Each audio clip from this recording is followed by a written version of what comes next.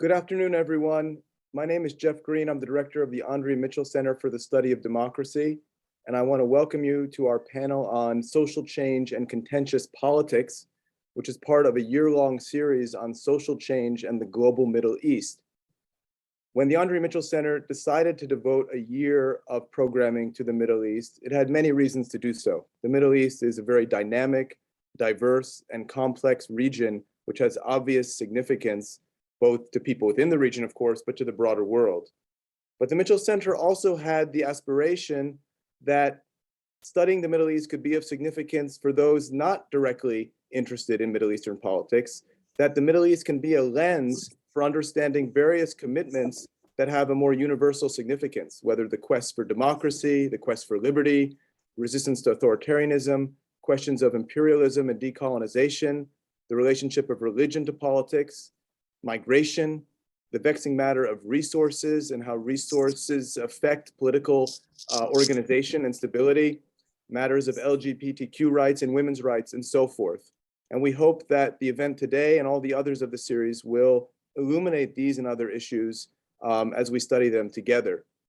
But the Mitchell Center had another reason for wanting to pursue Middle Eastern politics during this academic year, and that is that we knew we would have an outstanding partner, indeed a leading partner in the Middle East Center, who we've worked with from the beginning and who has taken the lead in organizing the event you have before you today and assembling an outstanding planning committee that has been part of all of the putting together of the events. And I want to thank John Gazvinian, the executive director of the Middle East Center, for his outstanding leadership in bringing such a diverse planning committee together from members coming from 5 different colleges and universities in the Philadelphia area and collaborating so wonderfully with us. And I also want to thank Ibrahim Bakri from the Middle East Center for all the work he's done, and also the new faculty director of the Middle East Center, Harun Kushuk, for his role as the program has taken shape in the fall and going forward.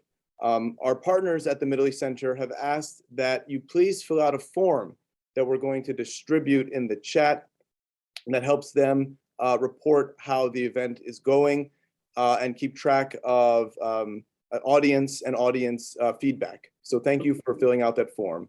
I do want to thank the planning committee of our whole series on social change in the global Middle East. That includes, as I said, members from a variety of colleges and universities in the Philadelphia area.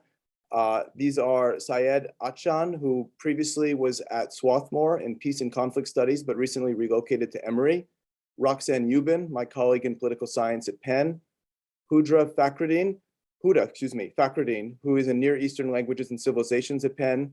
Hossein Fetni, who is in sociology at Penn. Nada Mata, who is also in sociology from Drexel. My colleague at the Mitchell Center, Matt Roth, who's an historian, and Eileen Ryan at Temple, who's also an historian.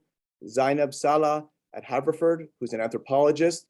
And finally, Sean Yom from Temple, who's not only on the planning committee, but is our moderator today. Sean is a professor of political science at Temple and a senior fellow in the Middle East program at the Foreign Policy Research Institute. He's an expert on Middle East governance and the author, among many publications, of the book from 2016, From Resilience to Revolution, How Foreign Interventions Destabilize the Middle East, a book that seems as timely and important as ever. Sean has consulted for international NGOs, law firms, and sovereign clients on the basis of expertise. And I want to thank you, Sean, for being here with us, and I'll turn things over to you. Looking forward to this discussion today. Thank you. Great. Thanks, Jeff. Thanks, John. It's a real pleasure for me to moderate this event. This is the first panel of a series of, as Jeff mentioned, year-long panels co-held by the Middle East Center and the Andre Mitchell Center for the Study of Democracy that look at various aspects of social and political change in a globalizing Middle East and North Africa region. As Jeff mentioned, my name is Sean Yom. I'm an associate professor of political science at Temple University, which is located just a few miles away from the University of Pennsylvania, also here in the city of Philadelphia. And I will be guiding and moderating the event. There's a lot to get to, so what I'd like to do now is just briefly introduce our 2 speakers for the day, provide just a few minutes of remarks on the theme of today's talks, which are on social change in the Middle East and contentious politics, and then hand it over directly to the speakers, beginning with Joel and then with Rashid, who will each speak for about 12 to 15 minutes. And then we will pivot directly into the Q&A because I think the core of events like this will revolve around some didactic and productive engagements between speakers and audience members. So our first speaker today is Joel Beinin, who is the Donald J. McLaughlin Professor of History and Professor of Middle East History Emeritus at Stanford University. I actually had the privilege of meeting Joel for the first time over a decade ago when I did a postdoc at Stanford, and I came to know Joel as a very renowned figure in the modern field of Middle East history. In particular, I can attest that his leadership in the study of social movements and labor rights in the region is something that is still profoundly shaping a generation of historians and political economists. As testament to that, I've just finished one of his most recent volumes, which is a excellent collection on critical political economy that was co-edited with Bassam Haddad and Shireen Seikli and published by Stanford University Press last year. I highly recommend this volume. It's already on my graduate reading list for my seminars.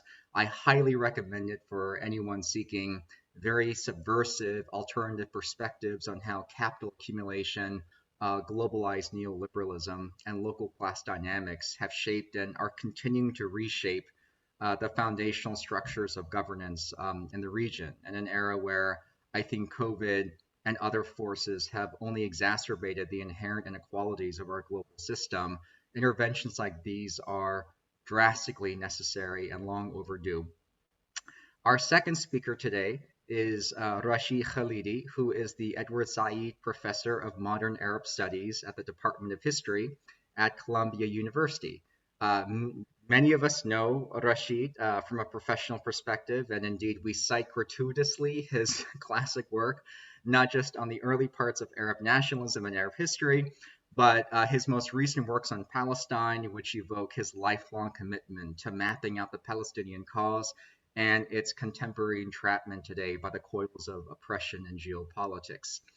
His other recent writings, however, also focus on the legacies of Western hegemony and imperialism on state building and state formation in the region.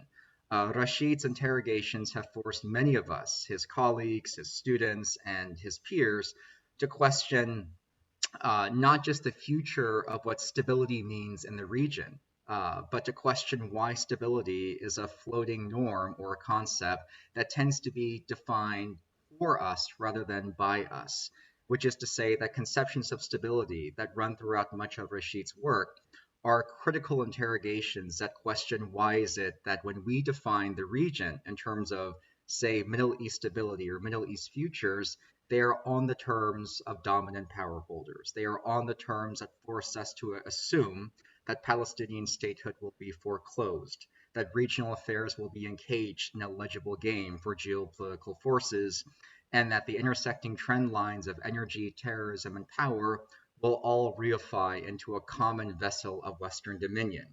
Much like Joel's work on worker rights, social movements, and political mobilization in Egypt, Israel, and other countries, Rashid's writing asks us to very carefully self-interrogate the assumptions we hold in common about what it means to fight for a better Middle East and what the fabric of contestation might look like in a more just region. So, with that in mind, let me say first and foremost to both Joel and Rashid, thank you for being with us here today virtually. We have asked you to provide remarks to kick us off on the general theme of social change in the globalized and globalizing Middle East. And let me just preface these talks by saying that as a political scientist, I fervently hope now, as we enter into the third decade of the 21st century, that we are entering an era in which we are post Arab Spring, which is to say, maybe now we can talk about political earthquakes, whether they are quotidian protests in far off spaces, to macro structural ruptures, the things we see in Algeria, Sudan, Iraq, Palestine, Lebanon, without constantly referencing the 2011 and 12 uprisings.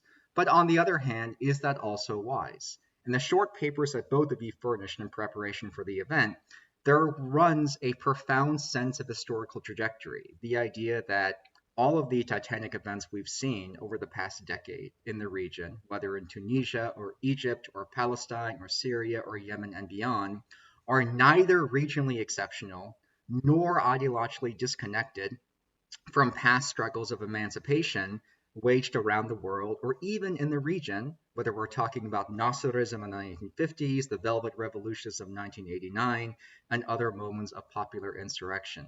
So given all that background, I think many of our audience members would be delighted to hear your thoughts on just what you see contentious politics is in the region or in specific sites of struggle, whether in the past, present, or future.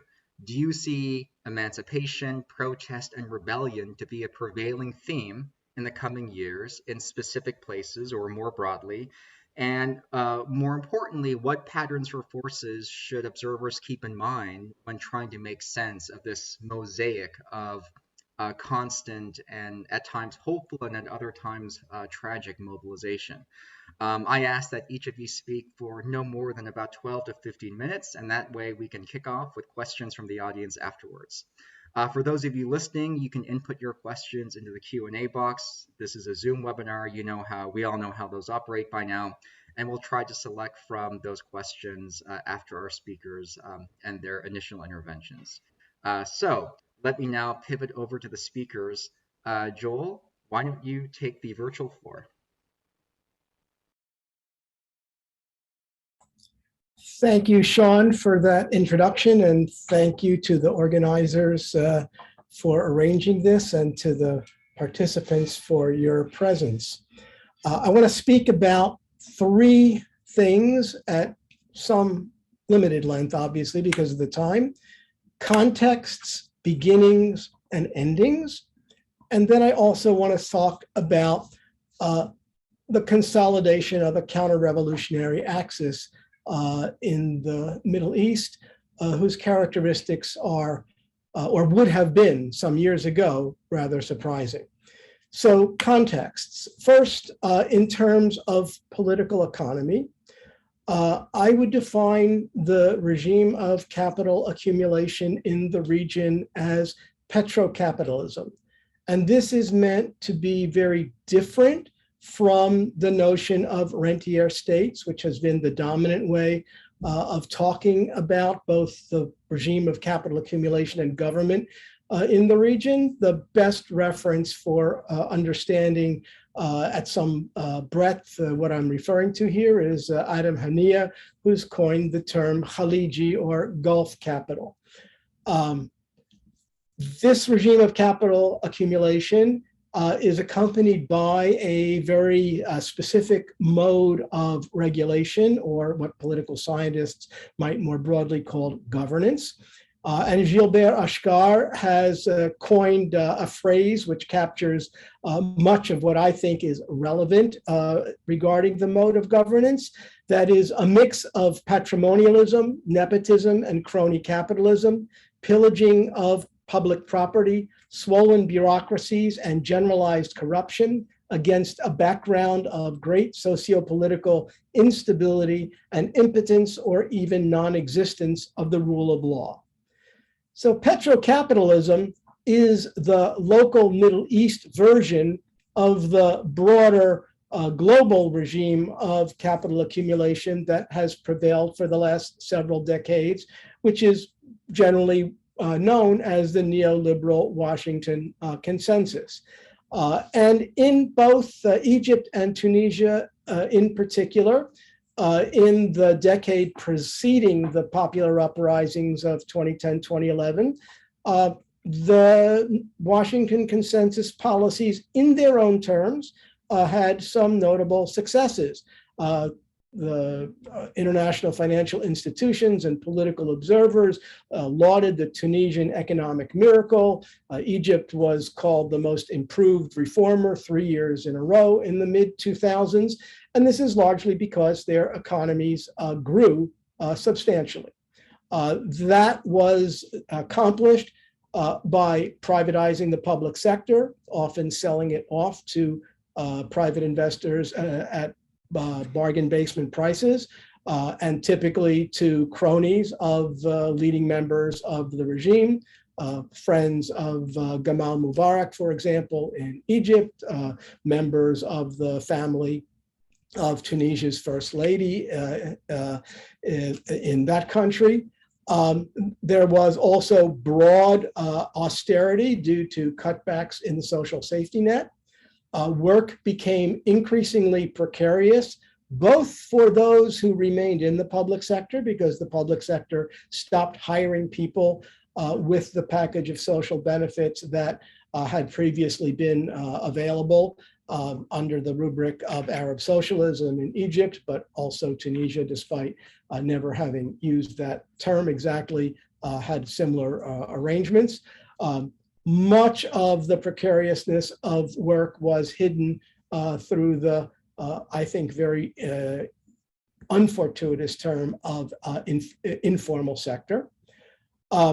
In the midst of the decade preceding the uprisings of 2010, 2011, there was a sharp spike in global food prices, and that persisted until 2012 and had something of an influence on the course of the uprisings. Then and now, this has absolutely not changed over the last 20 years. There's been exceptionally high unemployment rates for tertiary education graduates, especially women. And this has been a classic formula for social upheaval for well over a century, not only in the Middle East, but globally.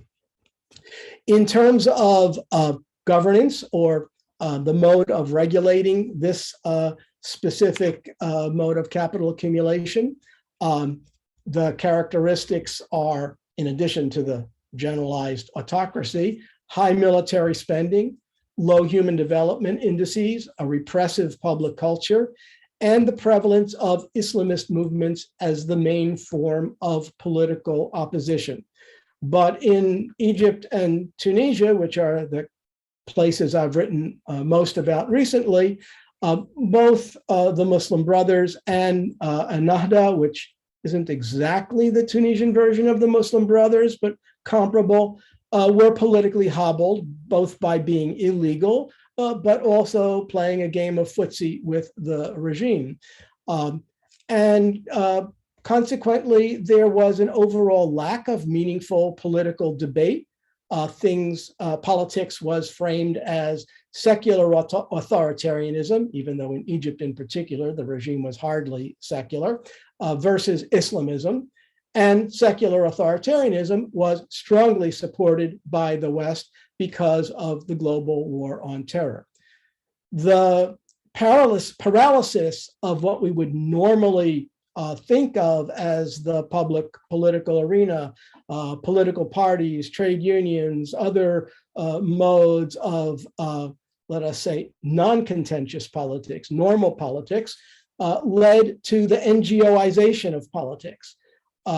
So because joining a political party and trying to operate within the framework of a political party was essentially meaningless in all of the countries in the Middle East and North Africa where there were elections, NGOs were formed by largely secular, urban, educated middle classes, and they often framed issues in ways that many poor and marginalized members of their societies did not relate to.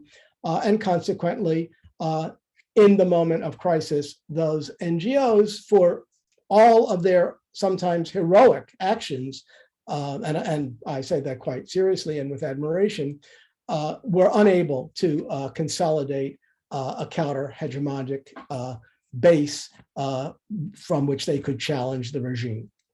Beginnings. So Sean very kindly didn't frame this event as 10th anniversary of the uprisings that began in Tunisia in December 2010 and in Egypt in January 2011. But nonetheless, here we are 10 years or so on. But I would argue that even though those uprisings were, of course, a very, very important event, and in some respects even might be considered a point of inflection, they are not true beginnings. Just to take two examples, in Tunisia, there was a 6-month uprising from January to June of 2008 in the Gafsa governorate, which is the home to Tunisia's phosphate industry. And the uprising was sparked by lack of employment, corruption in the allocation of employment, corruption of the local branch of the trade union being in cahoots with the Ben Ali regime. And it was all but ignored by the forces that subsequently emerged as the pro-democracy movement in Tunisia until very, very late on. It persisted for at least 4 months, maybe 5, before anyone in Tunis took note of it. In Egypt, from 1998 until 2010, there were some 3,426 strikes and other collective actions of workers, which involved at least 2.5 million workers. The number may actually have been almost twice as many. These collective actions rarely raised explicit demands for democracy, but they comprised Egypt's largest social movement since the post-World War II waves of strikes and nationalist demonstrations. There were also smaller movements of protest, less aggressively contentious, but still I would classify them as contentious political movements. So in Egypt, the We Are All Khalid Said campaign, which was a reaction to a young man, Khalid Said, being murdered by the cops in Alexandria on June 6th of 2010. And of course, Wael Ghanem, the Google marketing person based in the Gulf, emerged as a prominent figure as a result of his managing the Facebook, even though on the ground he had very little to do with organizing the events that mushroomed into the ultimate ouster of former President Hosni Mubarak in Egypt.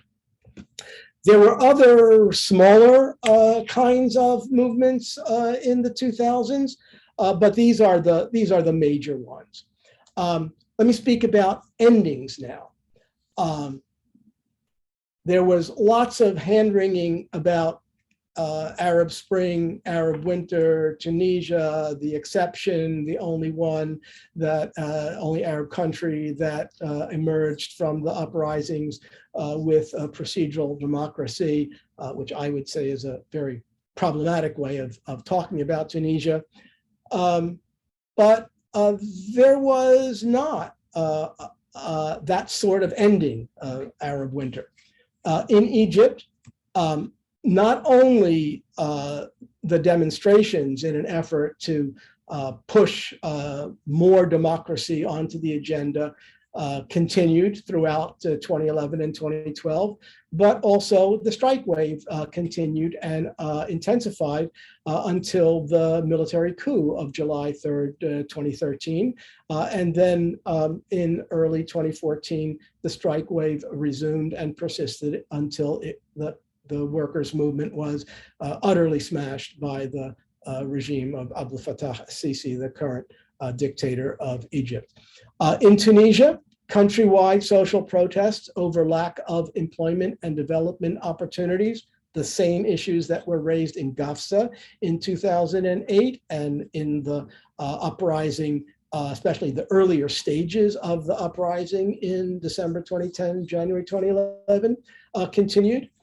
In January 2016, the electrocution of an unemployed college graduate in Kasserine, marginalized Midwestern governorate neighboring Sidi Bouzid, where the 2010 uprising was sparked, ultimately resulted in week-long uprising that spread to 16 of Tunisia's 24 governorates with slogans like "the revolution of the young confiscated by the old" and "we'll never give up our right to development and employment." In January 2018, under pressure for demands for an austerity budget from the International Monetary Fund, the Tunisian government announced price increases on gasoline, phone cards, housing, internet usage, and reduction of subsidies on fruits and vegetables. A demonstration broke out in a rural town to the west of Tunis, and after a 55-year-old man died, likely from tear gas asphyxiation, the movement encompassed at least 20 other locales throughout Tunisia. After the 2010-2011 uprisings, the International Monetary Fund acknowledged that it had ignored the highly unequal distribution of benefits of the economic model it had been promoting since the late 1970s. And its then managing director, Christine Lagarde, wrote, "Let me be frank, we were not paying attention to how the fruits of economic growth were being shared."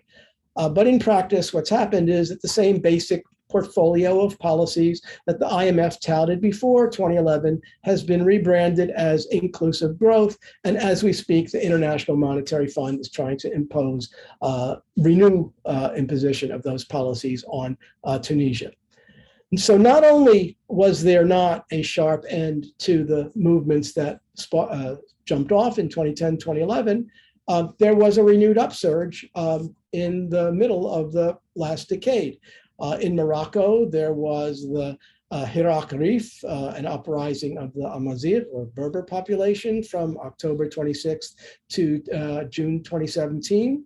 In 2018, 2020, an upsurge of mass protests spread across Sudan, Algeria, Iraq, Lebanon, and briefly Egypt. In Sudan and Algeria, autocratic presidents Omar al-Bashir and Abdelaziz Bouteflika were ousted, and some pillars of the old regime were weakened before the COVID pandemic put an end to the popular mobilizations. Widespread demonstrations resumed in Lebanon after 3,000 tons of ammonium nitrate stored in the port of Beirut unsafely for 6 years exploded on August 4th, 2020, with very devastating consequences. So what I would suggest by way of conclusion is that the broad context and the failures of the mode of capital accumulation and the mode of government persist for the last 20 years or more, and that nominally democratic exercises like the several elections in Tunisia or the recent election in Iraq simply do not address the economic and social issues that were highlighted by either the 2010-2011 cycle of protest or the 2018-2020 cycle of protest, although, of course, in each country, there were specific demands that made, for example, the Amazigh, Hirak, Rif in Morocco quite different from movements elsewhere in the Arab world. The last point I want to make in conclusion is that while there has been both a continuity of social structure that has not very much been changed in the last decade-ish or so, and a continuity of contentious social protest against those social structures. There has been, and this is unfortunately the most salient new development in the region, the consolidation of a counter-revolutionary bloc, what I would call the Saudi, UAE, Egypt, United States, Israel axis. We could add Bahrain onto that, but they're not a very substantial actor. And basically, this is an axis which was formed to confront Iran and to encourage the United States to take a more confrontational position towards Iran. That was received with great warmth by the Trump administration, much less so by the Biden administration. And I think we still don't know how that will work out, although this axis remains extremely active, as the IMF is, as we speak, pressing Tunisia to adopt its conditions for a new bailout loan.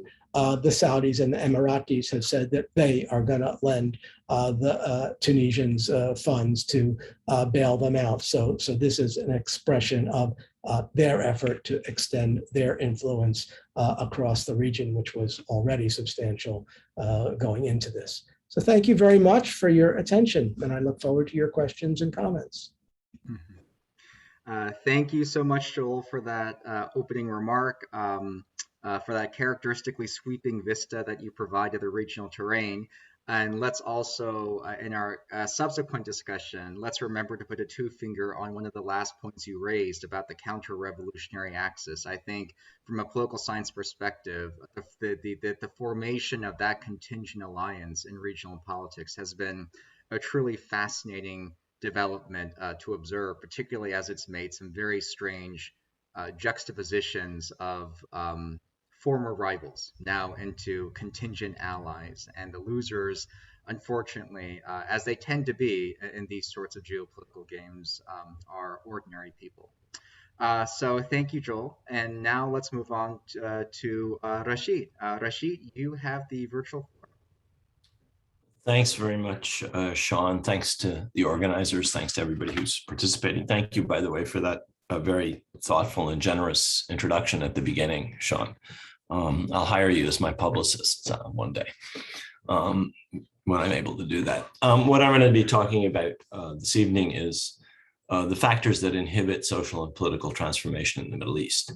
And those of you who have listened carefully to what Joel had to say are going to find that even though I'm coming at it from a somewhat different angle, I think you're going to see that he and I tend to stress some of the same points, coming at it from a slightly different approach. When I was asked to join this panel, the organizer sent me a description of this region, which I thought was perfectly accurate. It's a region riven by a series of seismic events, including the revolutionary uprisings against authoritarian regimes that started in 2010, 2011, region-wide flows of refugees, and then wars, which are both civil wars and proxy wars in a number of countries of the region, Yemen, Syria, most notably, but also elsewhere. And finally, perhaps the world's worst humanitarian crisis ongoing to this day in Yemen. And I would tend to agree with what some of the things that Sean referred to, and especially some of the things that Joel mentioned, which is that while these upheavals have maybe changed things in the region, a lot remains the same. If you count the 19 countries of the Middle East, more than half of them suffer from one form or another of undemocratic authoritarian rule with encrusted oligarchies that have changed very little over time. The rest do not have very democratic regimes. They have a range of modified authoritarian or partially democratic governments, whether we're talking about Lebanon or Kuwait or Morocco or Jordan. In a region where most countries are either major producers of oil or gas or produce small quantities of oil and gas, much of their surplus is either wasted on vanity projects or on expensive weapons systems. I underlined in the paper I sent in the example of Saudi Arabia, which is just one of several. The Saudi defense budget or military budget from 2013 to 2020 amounted to over $560 billion. In 2020, Saudi Arabia had the sixth largest military budget in the world. It was ahead of France. It was ahead of Germany. The irony of this is Saudi Arabia is a country that has shown itself to be completely incapable of defending itself, not just against major regional rivals, against minor regional rivals. The Houthi rebels in Yemen have had the free run. When they would attack the Saudi frontiers, they would penetrate 10, 20, 30 kilometers into Saudi Arabia. And all of that money, well over $500 billion in 7 years, was apparently not sufficient to enable Saudi Arabia to defend itself. So in this region, an enormous portion of that surplus is either wasted on vanity projects or on these expensive weapons systems, or, and this is the case with, unfortunately, a great deal of that surplus, it's siphoned off into the overseas bank accounts of these long-standing oligarchies with their roots either in kleptocratic monarchies or military or party dictatorships. In what I'm talking about here, which really excludes Turkey and Iran and Israel, you'll find that in most of these countries, and in particular in the 5 largest countries of the region, which is to say the countries with populations of 40 million or more, unemployment, especially among young people, is extraordinarily high. Now, the official figures are really not much use. They give you rates around 10% in 4 of these 5 countries that I'm mentioning. I'm talking about Iraq, I'm talking about Sudan, I'm talking about Egypt, Morocco, and Algeria. In fact, the rates are higher than that. The real unemployment rates and the underemployment rates are higher than that. And among youth, in many cases, they're double or more than double the 10% that you find in the official figures. Economic growth in most of these countries has been lower than the rate of population growth, certainly in those 5 countries I cited, the 5 biggest with 40 million or more people. And literacy ranges from 50% in Iraq, one of the richest countries in the world in terms of oil, 60% in the Sudan, 71% in Egypt, 73% in Morocco, and 81% in Algeria. Algeria is a country also blessed with extraordinarily vast reserves of oil and gas. The tenacity in clinging to power of the long-standing oligarchies in these Arab countries and the regimes that they've shaped and that they control is, to my way of thinking, one of the most striking features of their politics. They've presided over a situation of political, social, cultural, and economic stagnation for many, many decades. Joel referred to that. And this clearly was one of the factors, in particular, the lack of opportunity for young people. The fact that development did not in any way trickle down. In fact, what it did is trickle up. It created vast new upper classes, vast new middle classes, vast new super rich, and it did very little to solve longstanding problems of unemployment, underemployment, and misemployment. I mean, people who had graduated from universities were doing the most menial jobs when they had a job. That's what produced the revolutions of 2010, 2011, and afterwards. And that's what produced the unrest that took place in several Arab countries, in Algeria, in Lebanon, and Iraq in 2019, 2020, and that was cut short by the COVID-19 pandemic. In spite of the unpopularity of these regimes, with the sole exceptions of Tunisia and Sudan, neither of which I think is necessarily a beacon of democracy, all of these regimes that were there in 2010 are still in power. And in Tunisia, we may be witnessing the formation of a new dictatorship. In the case of Sudan, the military still has the lion's share of power, even though the previous dictator was overthrown. And they are in an uneasy and unequal coalition with civilians. And the contestation over this is enormous. There are enormous demonstrations today. There were enormous demonstrations earlier today in Khartoum and other Sudanese cities protesting against the stranglehold that the military still retains on politics. There are a few exceptions, but there are situations that are even worse than these oligarchies and dictatorships. Libya, Syria, Iraq, Yemen are all shattered states of one sort or another that are or recently were the scenes of these civil wars combined with sectarian and ethnic conflict and combined with massive external intervention. In the case of Iraq, an American invasion. In the case of Syria, the intervention of multiple powers, and as well as in the case of Libya and Yemen. All of these foreign intervention plus ethnic, sectarian, or political conflict, plus opposition to hated authoritarian regimes has created a situation where these are shattered states. These are countries where really there is an ongoing low-grade war, in some cases not so low-grade. So what I want to talk about in the time that's left to me is what I think are some of the major internal, regional, and international factors that have inhibited the social and political transformation of most of the Arab countries. Why do you have this stagnation? Why do you have this consequent ongoing unrest? Why do you have these periodical bouts of revolutionary upheaval? And I'm with Joel in saying that what we saw in 2010, 2011, while it was striking, was only part of a map of unrest and upheaval that's been ongoing in the region for quite a while. So I'm going to be talking about a number of different countries. The internal factors naturally differ from country to country, but I think that one factor that most of these countries share is a powerful repressive apparatus anchored in a robust military and a ferocious secret police apparatus. In all of these countries, whether they've been at war recently or not, the military has a huge share of the budget, and the military has an extraordinary amount of prestige and power within the political system, whether it's subordinated to a monarchical regime or a party regime or not, or whether the military directly rules. Ironically, one of the few areas where Arab countries cooperate in spite of their differences is internal security. They share information on dissidents, troublemakers, subversives.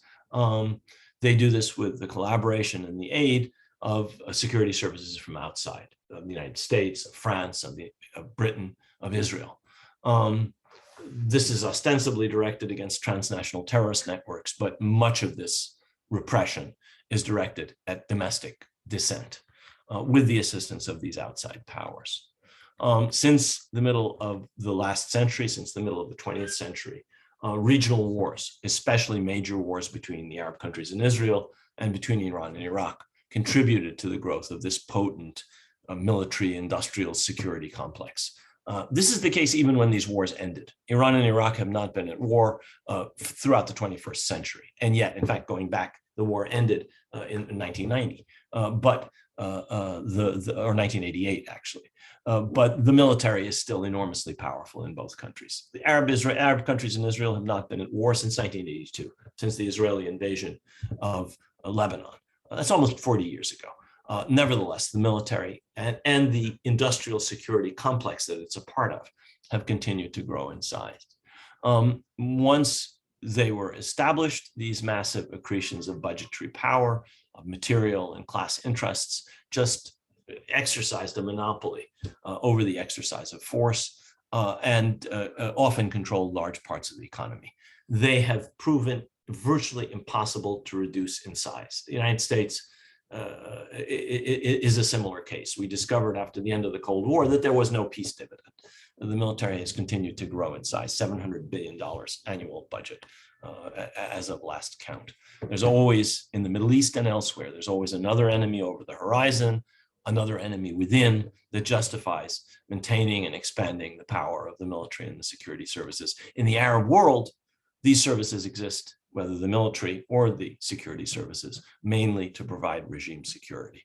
And the existence of these incredibly potent forces, security forces, secret police, and so forth, in my view, are a powerful factor mitigating against social, economic, and political transformation. They are committed to a status quo from which they benefit enormously. Another internal factor is the reliance of the repressive regimes on what I would call a moral or propaganda factor. This is the demonstration effect of chaos in neighboring countries, where contestation with the regime has produced civil war or prolonged unrest. Fear of going the way of these scenes of disorder, destruction, and population displacement, which is suitably reinforced by regime messaging, helps to keep the middle classes and many other people aligned with the dictatorships that offer security, even as they deny political, human, and other rights, even as they pillage the country's resources, and even as they fail to produce vigorous economic growth or sustainable development, and certainly they don't produce equitable development. This is a factor that cannot be underestimated. The degree to which the regime says it's either us or the abyss. You might not like us, but the alternative is, and then they'll point to Libya or Yemen or Syria. And this is an enormously effective propaganda tool in the hands of these regimes. There is another factor, and it goes back to the axis that Joel, I think, very accurately described. And it's the shared interests in the preservation of the stability that Sean stressed between the elites that dominate these repressive regimes and between the ruling families, I should say, of the Gulf oligarchies. This is a crucial axis between these repressive elites in countries like Egypt and between the Gulf oligarchies, the petro monarchies of the Gulf. Both sides of this partnership lack popular legitimacy, Both sides of this partnership are viscerally opposed to democracy. Both sides of this partnership are fierce partisans of the stagnant Arab status quo because they profit so handsomely from it. I think that in understanding why the upheavals of 2010, 2011, and afterwards, the upheavals of 2019 and 2020 did not lead to any systemic change. It's the thing to point to is the combined interests of the two parts of this axis. They played a crucial role in suppressing or derailing the anti-regime upheavals of the past decades. And I see Riyadh and Abu Dhabi play roles analogous to the roles played by St. Petersburg and Vienna in putting down the great revolutionary upheavals in Europe in 1848. These are the two great capitals of reaction. Of course, they're backstopped by external forces. Of course, they have, but at the same time, they have their own potent self-interest in stifling any form of revolutionary change, any form of transition to democracy, because they are autocracies, because they are absolute monarchies. The last factor that inhibits political, social, and economic transformation in the Arab world and that props up these undemocratic regimes has been massive external support from the United States and leading European countries. Joel mentioned this. I would stress it as well. These external forces, these powerful Western countries, protect these regimes because Western economies benefit so enormously from so many aspects of the configuration of these regimes. They buy huge quantities of arms. They buy an enormous share of the civil airliners sold by Boeing and sold by Airbus. They produce vast profits for the great oil companies of the West. They generate enormous investments in pricey real estate in New York and London and Paris. You can come down to 57th or 58th or 59th Street here in Manhattan and see these spires that tower over the Central Park South, enormously tall buildings. A very large proportion of the apartments in those buildings are purchased by people who are members of these Arab oligarchies, as well as Chinese and Russian and other oligarchies. The United States and European countries protect these regimes because of this economic benefit, because they profit in so many ways from the profligacy of Gulf and other Arab autocrats. This flow of money fattens bottom lines throughout the capitalist economy, and its continuation is dependent on the maintenance in power of weak, undemocratic regimes, which are deficient in popular legitimacy and which cannot defend themselves against external enemies and their own peoples without outside help. I would conclude by saying that were the capital that could be generated by the nearly $2.5 trillion annual GDP of just Saudi Arabia and the United Arab Emirates, spent productively within their borders and in the Arab region, rather than being wasted in the way that it is.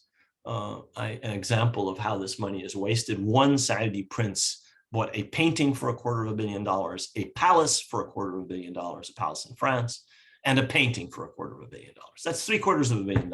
One prince in 1 year. Were that money spent productively within the borders of these countries or within the Arab region, I think that the Arab world would be an entirely different place in terms of economic and social development. I think that there would be an entirely different set of opportunities for transition to greater democracy. The way in which these Gulf autocracies, these absolute monarchies, help to prop up the very powerful regimes of countries like Egypt is one of the major reasons that we have the stagnation that we have in the Arab world today. And I think that external support for these regimes is absolutely crucial. So I'll stop there and would be happy to answer any questions any of you may have. Great. Rashid, thank you so much for your remarks.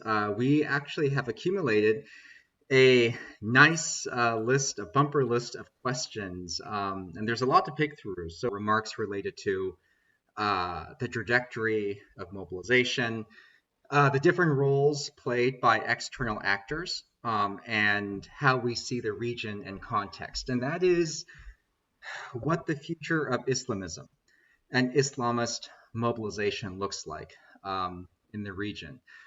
We have a questioner, Ahmed Khattab, who asked, what do we make of the retreat of Islamist political forces in the past few years, most recently through top-down repressive sanction, as in Tunisia, or electoral defeat in Morocco? Would it be accurate to subsume it under a wave of de-Islamization or secularization sweeping the region? Let me actually, I think this is a great question to start off by, but let me actually complement it with an additional query, which is that, over the past generation, at least in my field of political science, it was quite common to see PhD students and researchers write not just articles, but manuscripts and dissertations and books and monographs on singular Islamist movements. I mean, I've lost track of the number of books written on the Ikhwan, the Brotherhood of Egypt, for instance. Why do people vote for them? How do they get so much support in the middle class quarters of Cairo and whatnot?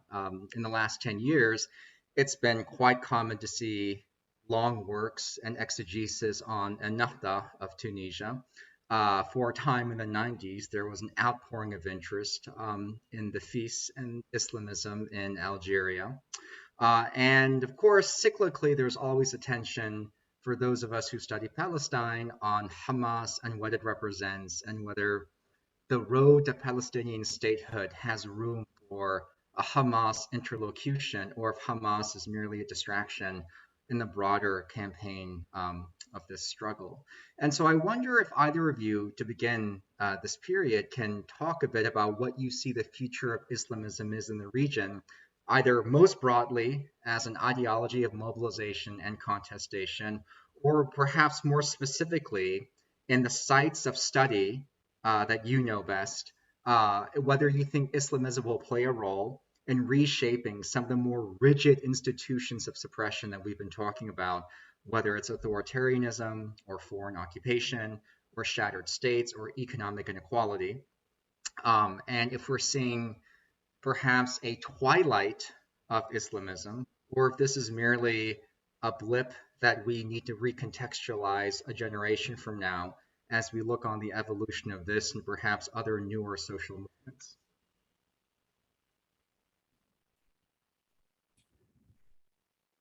Let me take a stab at part of that, at least anyway. During the 1970s, when there was the upsurge in Islamism, my late doctoral advisor, Richard Mitchell, said on one occasion, "What do you mean? Islam was always there. How can we imagine this part of the world without Islam being an important factor in society and in politics?" That said, I don't think it's helpful to think of one thing called Islamism. There are now, and there always were, very different flavors of Islamism. The Saudis and the Muslim Brothers are at each other's throats now. In the 50s and 60s, when they were both aligned against Gamal Abdel Nasser, they were not. The Taliban just came to power in Afghanistan, but the Islamic State in Khorasan is at odds with them. So it's very important to combine an appreciation for the fact that Islam is an organic part of the fabric of society in the region, and is, of course, going to have some political expression with the particular forms and the particular circumstances. So the Sisi regime in Egypt, for example, has come down like 10 tons of bricks on the Muslim Brothers, accuse them of all manner of terrorism and so forth. And basically, at least apparently, wipe them out. But Nasser, perhaps somewhat less brutally, tried to do the same thing in the 1950s and 60s. And lo and behold, the Muslim Brothers came back. Why? Because this is an organization which, with deep roots in Egyptian society, it was established in 1928. You can't, by force, eliminate something like that. And if we want to think regionally more broadly, there's an Islamist regime in Turkey, which, despite all of its current problems, is exercising influence in Tunisia, in Syria, even attempting in Egypt, in Libya.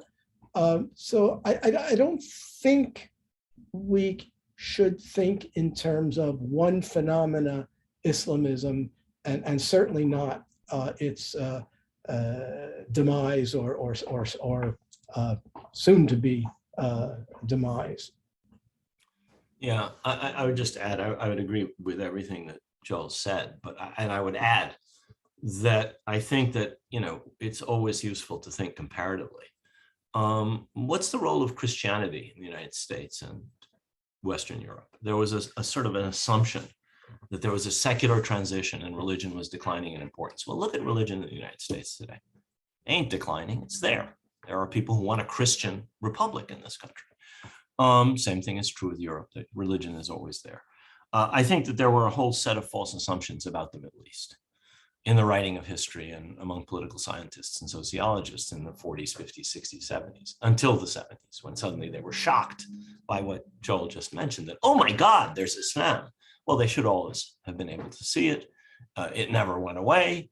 And many of their assumptions about a secular transition, which was a sort of necessary part of human progress. Everybody does this, the Protestant Revolution, we all become secular, religion is put in a little box on Sunday or Saturday or Friday, and the other days of the week, we're not religious. Well, that never was true of the Middle East. It's not true of the United States. It's not true of anywhere. And so I think that if we free ourselves of those false assumptions about religion, if we free ourselves in particular of the quite flawed scholarship that led us down that rabbit hole, and that suddenly was shocked at the emergence of Islam in the 1970s, we can see a whole different panorama. I think Joel described it pretty accurately. I would add one more thing, which is that the fact that Islamist groups have either been in power, and first of all, there's so many of them that it's ridiculous to talk about them as one thing. Afghanistan, the Taliban is different from Islamic State, is different from the Iranian Revolutionary Islamic, the Islamic Republic of Iran is different, and so on and so forth. From the Brotherhood is different from Salafi Islamist. All of them are different from the Saudi version. So we're talking, right there are 6 or 7 versions. But I think the fact that several versions of Islamist politics have either been in power or close to power has given us a different take on things. First of all, we can see those differences, and secondly, has given people a different take on what political Islam can do and cannot do in different circumstances. And so I think we're in a different world in the 2020s than we were in the 1970s, with the exception of Saudi Arabia. There were no overtly Islamist regimes in most parts of the Middle East, certainly. Now we have them, and they failed or succeeded or done what they've done. And so first of all, the variety of them is now clear, exactly as Joel said. But secondly, their inability to do certain things that they may have claimed putatively is perfectly apparent. And the last thing about them is that they're often not quite as pious as they claim to be. I mean, one of the interesting things about the way Hamas has developed in Palestinian politics is it's been shedding so much of its Islamist garb and turns out to be a machine for controlled political power, in which Islam is just like Arab nationalism was for the Ba'ath. It's a shibboleth, it's a slogan. The people may be pious personally, but the regimes that they control tend to not always live up to these ideals that they proclaim. And I think that that's probably true of many Islamist regimes, and it's changed the way people look at political Islam. in many parts of the world. That doesn't mean that it's going to go down or go up. We're at least Joel and I are historians, and the job description of a historian does not include predicting the future. So I don't know what's going to happen, but those are the factors I would look at in looking at what might happen.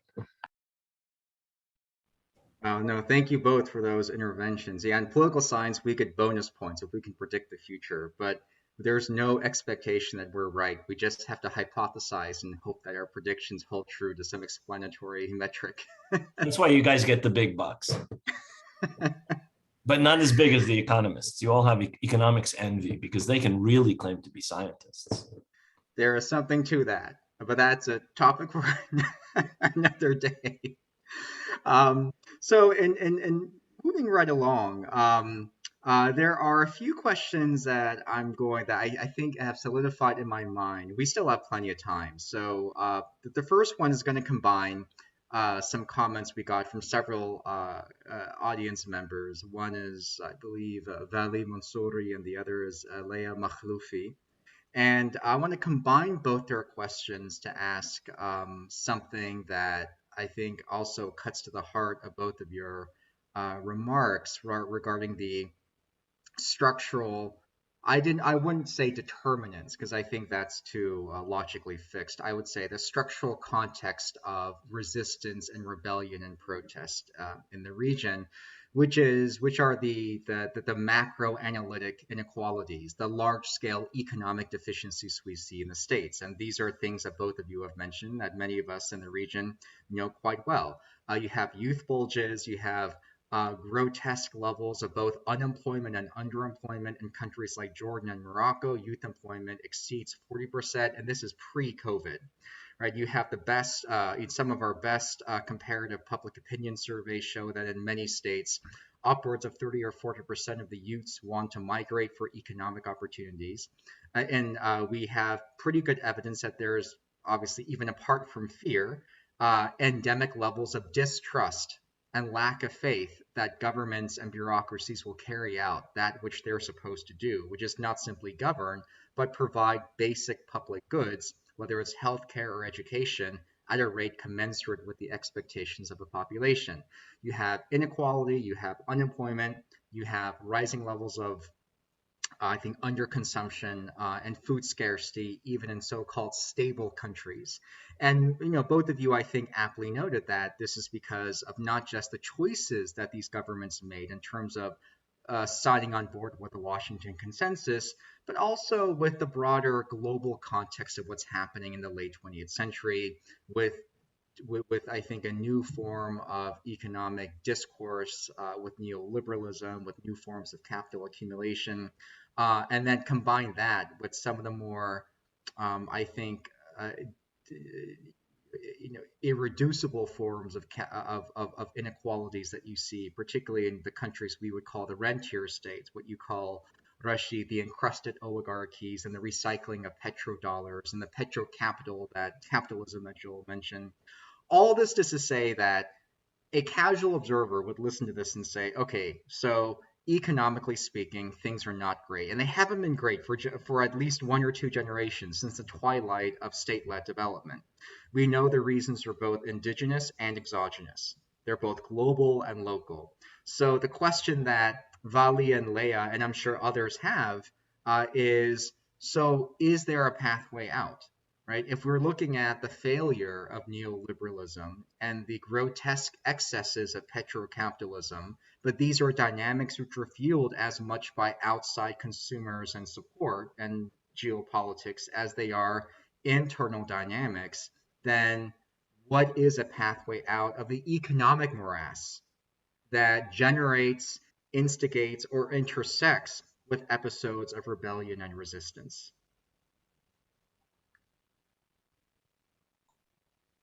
Go ahead, Rashid. You said we don't have to predict because we're historians. I was just thinking about that. Well, again, I don't have to predict. I don't like to predict because I don't know what the hell's going to happen. But I think it's a good question. And I don't know. I'll start by saying I don't know what the path out of this is. It's clear that this neoliberal consensus is still hegemonic among the elites of the region. until and unless they can break out of it. And that's I'm specifying the Arab region. I don't think that for example, Iran and Turkey, which are I haven't referred to in my paper, as I didn't refer to Israel, are not quite as wedded to that neoliberal consensus. They both have more autarkic economies. They both have higher levels of protection. They both have much more direct state intervention in their economies in different ways. And even though they're both capitalist economies, they're not quite as wedded to neoliberal orthodoxy as most of the Arab countries, unfortunately, are. I think part of the problem is freeing yourself from that orthodoxy. And another is frankly ending the grip of these oligarchies on power. I don't know how that is to happen. I spent the whole of my talk explaining why these oligarchies are managing to retain power. I don't know how you break that vice-like grip, but unless and until you do, these people will continue to funnel a huge share of the surplus, recycle, in other words, these dollars, back to the United States and Western Europe. And there is no hope for economic transformation. If that were to change, if you were to have a government that reflected popular aspirations and that wasn't wedded to neoliberal orthodoxy, they would then face the iron constraints which one of the questioners talked about. That how does a small economy like Tunisia's deal with these issues? Well, one possible avenue out of it is regional cooperation. Another avenue out of it is protectionism, and protectionism is no longer in quite such a bad odor in 2021 as it was 10 years ago. But how a small country can do this, I don't know. Even for the bigger economies, it is going to be hideously difficult. How you generate capital for major infrastructural investment, how you prevent the kind of corruption that diverts that investment into private pockets. I don't know the answers to those questions. I mean, I live in a city where the main road from the main airport, I live in the capital of capitalism. The main road from the main airport has been under construction for 20 years. The most outrageous, the Van Wyck Expressway, the most outrageous form of corruption I have ever seen in my entire life. 20 years, and they're still fixing the Van Wyck Expressway at vast cost. So, you know, this system generates corruption. So do most other systems. How you deal with that, I don't know. But I think you have to break out of the neoliberal consensus is one thing. You have to have a government where the oligarchy is not siphoning so much of the country's wealth abroad to their investments in Georgetown and California. And we just heard about one royal family. I mentioned the Saudi royal family. $250 million, $250 million, $250 million. $250 million here and $250 million there is going to go quite a long way if properly invested in the Arab world. And that's just one prince of one of these absolute monarchies. But that by itself won't solve the problem. I accept that. Joel, you have anything to add? So I'm as wary of prediction as you are, Rashid, but I think there are two developments emerging on the horizon that might have a significant impact on this.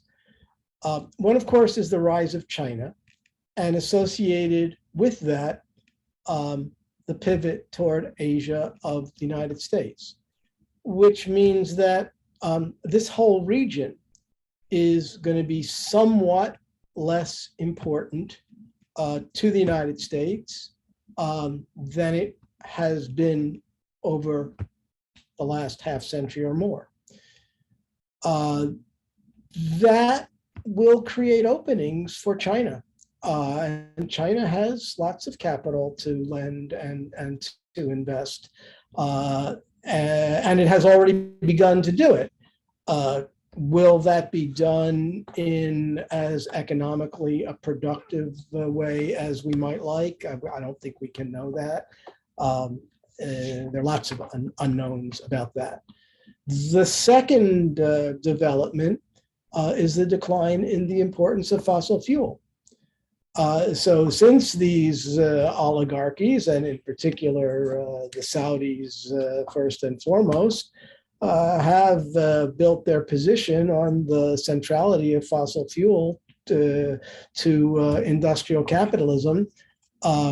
As that declines, we might reasonably expect that their global and regional position will also change. Will that result in more autocracy in an effort to keep their grip on power, or will that result in somewhat more flexible mode of governments?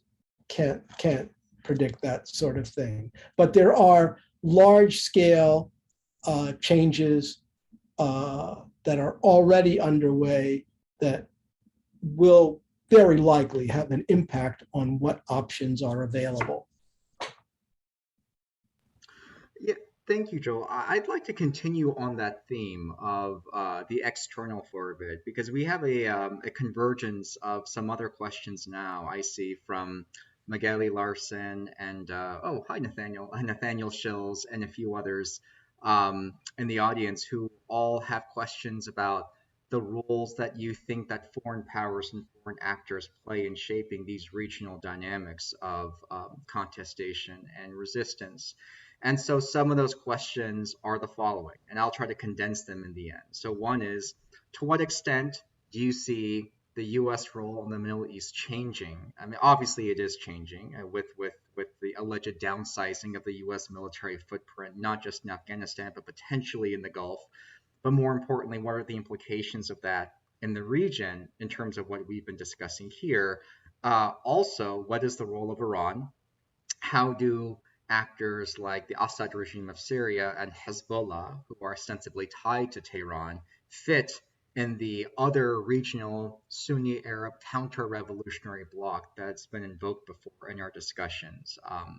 Invariably, that, of course, to refresh your memories, that term meaning the contingent alliance between the Emirates, Saudi Arabia, Egypt, Israel, and I guess technically Bahrain as a small vassal state, as some political scientists now consider it, of Saudi Arabia, but of course as a sovereign country attached to the rest.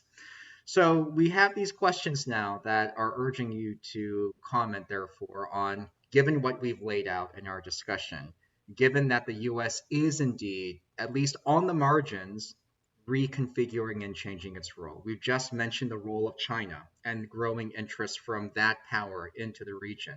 We haven't talked about Iran, but that clearly is, at least in the Gulf, the Persian elephant in the room. And we also haven't talked about actors that we know better in the Lebanese or in the conflict context, the Assad regime or Hezbollah, and how they fit into the regional game. So I wondered, therefore, in the next 5 to 10 minutes, if you all could intervene onto these questions and give us your thoughts on what does it look like from the regional perspective? What is the U.S. role, the changing U.S. role? What does that mean? How do you see Iran? How do you see China? I know it's a lot to digest at once, but what I'm trying to do is help us, pivot from the domestic and the internal also to the external and the regional, so that our audience can put it all together and see the topography of politics from their mind as well as we see it from ours. So let me take a stab at the Iran part of this. There is no necessary fundamental conflict of interest between the United States and Iran. The United States is ticked off at Iran because they had a revolution and ousted a favored American client, and of course, because of the hostage crisis. But Iran is a major regional power. Its internal regime is not substantially more repressive than Saudi Arabia. We have gotten along fine with Saudi Arabia since the dawn of its existence. There's no reason why, if the United States had a rational foreign policy, which in no way reshuffled the array of interests that currently motivate American policy in the Middle East, that President Biden couldn't get up there and say, you know what, American people, we have spent a ton of money, and to say nothing of killing a lot of people needlessly, mostly Arabs and Iranians, and we haven't subdued Iran. So let's just figure out a way to contain them, and to the extent possible, cooperate. And if not, we'll keep it short of a hot war. That even seems to be the direction that Saudi Arabia is going in. The Saudis and the Iranians have been speaking. They haven't made a whole lot of progress in ratcheting down their confrontation. And then there's always the Israelis back there who are pushing to ratchet it back up if it should ratchet down. But that could happen if we had just a sliver of a sane foreign policy, and it would have very, very major consequences, not only for the Iran-US relationship, but more broadly in the region. Yeah, I mean, I'm one of the people who yearns for a rational American policy towards Iran, but I don't expect it because of the powerful interests. You're right, Joel. There is no rational interest that determines more than, a policy of containment and at best peaceful coexistence with, at worst peaceful coexistence with Iran. Except there are powerful interests which were invested in finding an enemy over the horizon, and for a very long time it was Islamic terrorism and Iran. Nothing else justified $700 billion in defense spending. Nothing else. There was nothing. There was no challenge. There was a collapsing Soviet Union, a weak Russia, a China which was a trading partner for the 3 decades since the end of the Cold War, and enemies in the Middle East were the only rational justification, in fact, irrational justification for the arms budget. So I don't see that changing. And unfortunately, I see the Biden administration moving away from the possibility of a return to the JCPOA, to the nuclear agreement with Iran. That's the latest direction it seems to be taking. Let me talk about the larger question of the US role changing. One of the things that Joel said is absolutely true. And it is that while assessing what seems to be a declining US interest in the Middle East as part of this pivot to Asia, several Middle Eastern actors, the Saudis most notable among them, but also the Emiratis, and certainly Iraq and some other regional, Egypt as well, have begun to move towards the idea of regional détente with Iran and with its proxies and clients and allies. The Egyptians and the Syrians are getting on much better terms. Several other governments that were hostile to the Assad regime because of its connection, among other things, to Iran have normalized or are normalizing their relations with Damascus. And most importantly, the Saudis and the Emiratis are both engaged in intensive negotiations with the Iranians. So that's one possible direction this could go. It could go in the direction of more regional détente. However, I think it could go in another direction. I think that pushed by the United States, pushed by the visceral hostility of Israel to Iran, you could see another direction to this. And this would be the direction of this situation not changing substantially. An American-Iranian proxy war or proxy conflict continuing into the 2030s even, or the late 2020s. I think, in fact, that the pivot towards Asia, which basically means the beginning of an American-Chinese Cold War, or more than a Cold War, is eventually going to have repercussions in the Middle East. I think you're going to see the possibility of more regional rivalry as China begins to exert itself beyond the South China Sea, beyond the Indian Ocean, beyond the Western Pacific, and as it becomes more involved in North Africa and Africa, in the Middle East, in South Asia, with its road and belt scheme. I mean, China already controls the port of Piraeus and the port of Haifa.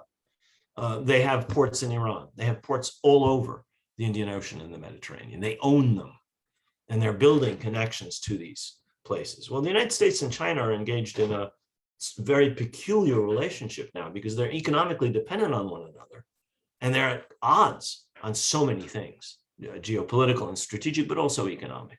And as that rivalry and as that Cold War goes beyond the immediate periphery of China, which I expect that it will in the 21st century, I don't know when or how, I think that may well have an impact on the Middle East and maybe lead to some realignments in the Middle East. Iran is already aligned with China and Russia. And I think that is going to increase. And I think that another actor to look at in the 21st century is India. Whatever China does, India is going to do the opposite thing. Another actor to look at is Russia. Russia is a much smaller power than the Soviet Union was. The Soviet Union was always an inflated paper tiger, but it was a global power in some measure. Russia is not to the same extent. But in the Middle East, Russia, I mean, it's a neighbor. It has an ability to do things which doesn't require 8 or 9 or 10 aircraft carrier battle groups, which doesn't require bases in 83 different countries. Russia is right next to Iran. Russia is right next to Turkey. Russia is right next to Afghanistan. And Russia is a short boat ride away from the Eastern Mediterranean. It can fly over friendly countries to Syria without any problem. So Russia, China, India are going to be actors of the future in the Middle East. They already are to a much greater extent than we might have expected 5 or 10 years ago. And I think all of those things will have a role to play. I think we are underestimating the role of Iran. Somebody asked me, how do you say that Israel is in the region, but not of the region? I meant this in terms of social, economic, and political developments within the different countries of the Middle East. Israel's internal politics and its connection to the United States put it in a different category. I mean, it's one of the most developed countries in the world. I think it's number 20-something in terms of GDP per capita. It's one of the richest countries in the world. Putting it together with Tunisia or Sudan is absurd in terms of all kinds of factors that we've just been discussing, both Joel and I. However, it is in the region when we talk about geostrategy, when we talk about politics. I mean, this is a country that's bombed 8 Arab capitals. Of course it's in the region over the last 40, 50 years.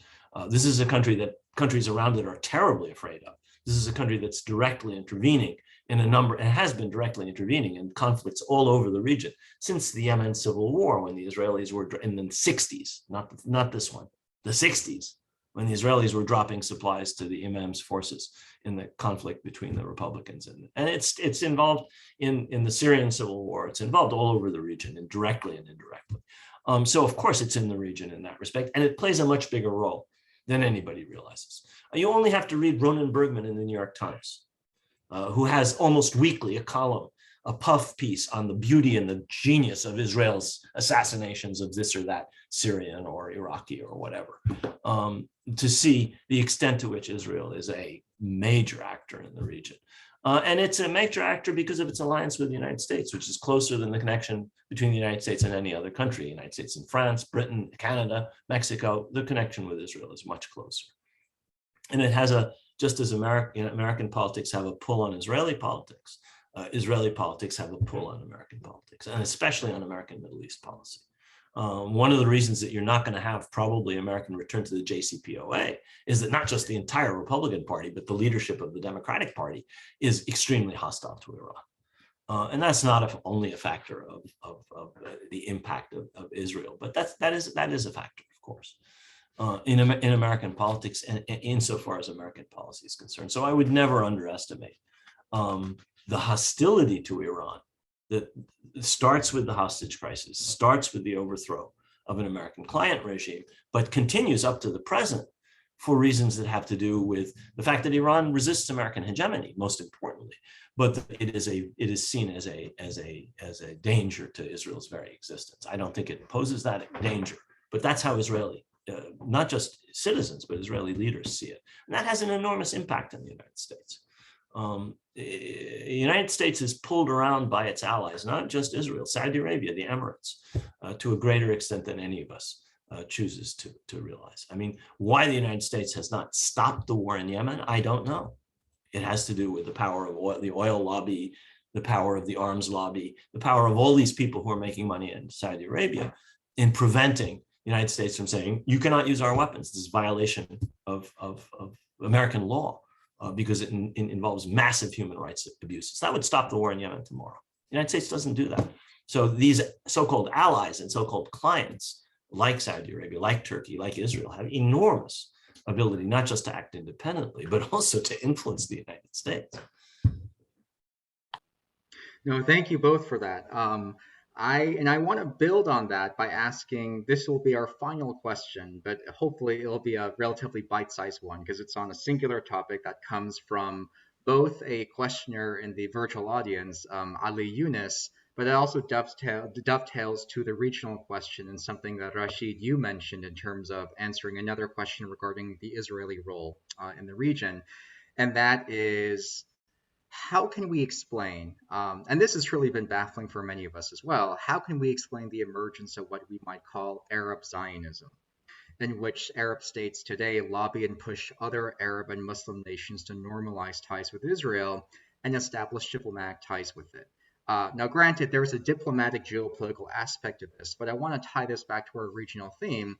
I read a story, I think it was just from a few days ago, about, for instance, there being a conference in Iraq involving leaders of different groups that met in Kurdistan that sought to normalize ties between the Iraqi state and Israel. And as backlash to that, most of the leaders in attendance at that conference faced death threats, opprobrium, and pressures from their own social constituencies. There was a lot of, I think, internal traction to be had in understanding that whether elites in some of these countries and going along what seemed to be the geopolitical bandwagon, what kind of pushback they are getting from their own societies, the so-called Arab Zionism, and if that could be a fulcrum for further protests or unrest or daylight between state and society. So I wonder if either of you or both of you could comment on that as our final round. How can we explain the emergence of this Arab Zionism? And if this trend continues, what does this portend to the themes we've been discussing in terms of contentious politics and change in the region? Let me start with that. Let me take that first. First of all, I wouldn't call it Arab Zionism. I would call it Arab elite or Arab regime alignment with Israel. There are people who perhaps are Arab Zionists, but most of the key thing to understand is this is not representative of Arab public opinion. The Arab Center in Doha does public opinion polls. Arab public opinion is not there. Arab public opinion is in another place. The numbers are unequivocal. They do accurate polling in over a dozen Arab countries, and most Arab public opinion is not in favor of normalization with Israel as long as it continues to treat the Palestinians as it does. So this is a decision by Arab regimes and by certain Arab elites, and I think it's strategically driven. It's strategically driven because these are regimes which are weak, lack legitimacy, and are dependent on external support, and they're perfectly willing to take it from anybody, that support, whether it's Israel, in the case of the Emirates, which has had an anti-missile defense system built by Raytheon in Israel for the better part of a decade. The anti-missile defense system of the United Arab Emirates has been provided by Israel for the better part of 9 or 10 years. And it's probably run from Tel Aviv, not from the defense ministry, not from, or somewhere in Israel, not from Jabal, not from the Emirates. The other reason for the alignment of some of these Arab elites with Israel is this belief that Anwar Sadat first propagated, that the road to Washington lies through Tel Aviv. If you want the Americans to do what you want, you kiss up to the Israelis. And that gets you approval on Capitol Hill, that gets you approval of American elites, that gets you American money, that gets you American support. The Egyptians proved it. The Jordanians followed along that path. And now you have the Emirates and Bahrain and a bunch of other countries, Morocco, Sudan, and so forth, doing the same thing. Look at who in the Sudan, however, is aligned with Israel. It's the military. It's the most anti-democratic factor in the Sudan. Those are the people. It was a military delegation that recently visited Israel from the Sudan. It included no members of the civilian side of the government. That's public opinion. That's the elite and the oligarchy. And I think that's the thing to look at. Israel is aligned with the worst forces in the Arab world, either forces of division and separation, breaking up countries, or forces that are oppressing their own people, the Sisi regime, the Emirates, probably one of the most repressive countries in the world, the Sudanese military. Those are the people who are aligned with Israel. What Rashid just outlined is absolutely correct. Let me put a little finer point on pieces of it. Soon after the Abraham Accords, in which the Emirates and Bahrain normalized relations with Israel were signed, there was a big hoo-ha that this, in fact, did not include a promise that the Emirates could buy F-35s from the United States. But lo and behold, it was, in fact, the case that Israel agreed that the Emirates could buy the F-35s from the United States. And doesn't that tell us a great deal about what the Abraham Accords represented? I mean, they had nothing whatsoever to do with peace. They was a military commercial deal that enriched the Boeing and the other partners who build the F-35 at vastly overinflated prices and sell them to a country that has zero need for them to begin with and zero capacity to fly them without assistance from the United States and also very likely Israel, which has already operational F-35s in the air. So this, the other example is NSO, the now notorious Israeli spyware company. They have been collaborating with regimes in the Gulf for some time now, spying on their own citizens and so on. So this is the content of the alignment of the Arab regimes with Israel. It has absolutely nothing to do with something that could be reasonably called Zionism, and not even necessarily to do with any notion that Israel is a historically legitimate factor in the region. It happens to be there and happens to have a certain outsized power, and it does have, as Rashid correctly noted, a particularly close relationship with the United States that enables all sorts of things to happen, mostly which are not to the benefit of the people of the region. No, thank you, Joel. I think that is certainly a trend that many of us regional hands will need to keep track of in the coming years.